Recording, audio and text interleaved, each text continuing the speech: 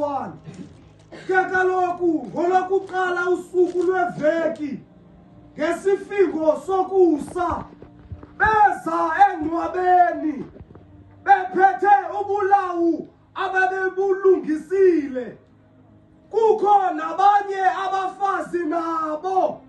Verse 2. Balifumana ke ilitye liqendiwe lesuka engcwabeni.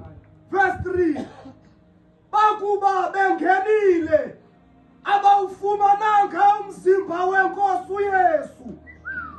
Kwathi ekukhohlweni kwabo ile nto kwabonakala amadoda amabini ebafikela enengubo ezibengezelayo.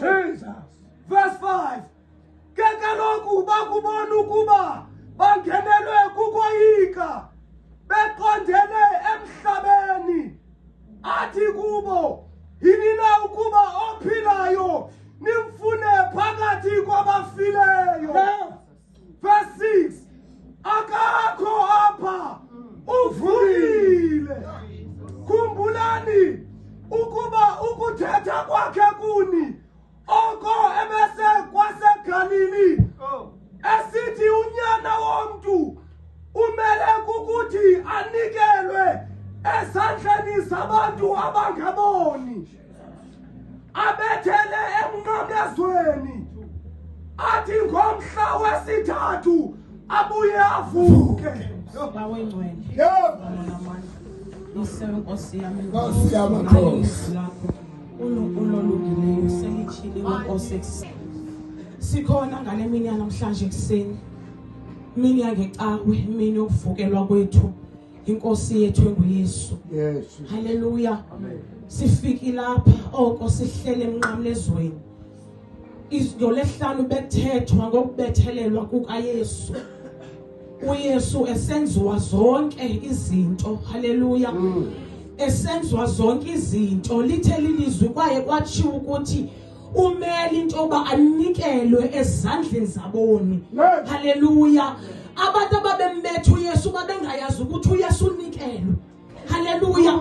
Babedinga ukuthi bona benza nje into abangayiqondiyo mhlambi okanye baveza amagunya abo. Haleluya.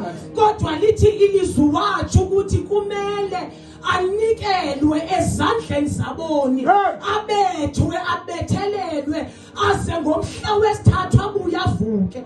Haleluya. Kuthiwa ngosuYesu wayethwaliswa isithaba sameva ebethwa ngazo zonke izinto, kodwa uYesu lonto ayimgqibanga. uYesu lonto ayimenzanga nto. Haleluya. Lithi izwi lenkosi bamthatha bamfaka engcwabeni, bamake sure ukuthi bayalivinca, futhi nalapho basebenzisa injalo besithi bavalele umjalo. Haleluya. Kodwa bengayazi ukuthi ayikho injalo enogqiba umjali wayo. Athi uPeter xa yethetha asikhululwanga ngezinto ezonakalayo, igolide nesilive, kodwa sikhululwe ngegazi likaYesu. Haleluya. Babedinga ukuthi bayamgqiba, kuthiwa wayehambe engakhalazi, nangexesha avuza igazi akukho mazwi okukhalaza emlonyeni wakhe. Wahlala nasengcwabeni wathula wathi twaka, ngoba wayetshilo ukuthi uzovuka ngemini yesithathu. Haleluya. Tumhlabelelo safa naye, savuka naye. Namhlanje kuthi imini yovuya ngoba sivukelwe inkosi yethu enguYesu. Haleluya.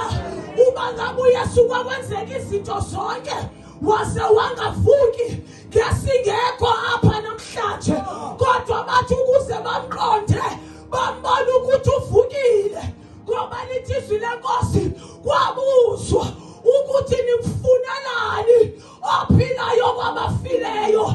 Akekho uYesu apha, uvukile. Haleluya. Sizophakamisa amandla ovuko ngala mini yanamhlanje, ngemini yovuka kwenkosi uYesu.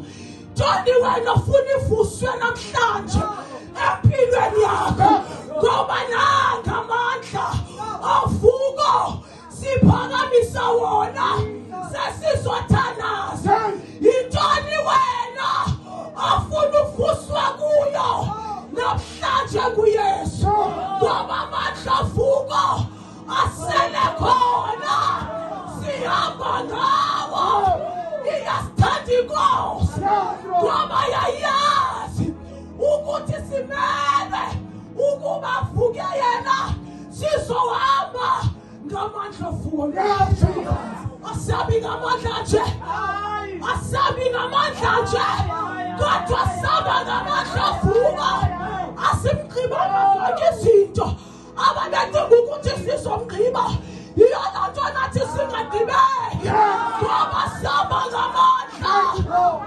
avuka. Mighty Jesus, ngamandla avuka, ngamandla avuka, ngamandla avuka, idani na wena, idani na wena, apika yona, nakamandla, yantela wona, yakamaleza yena.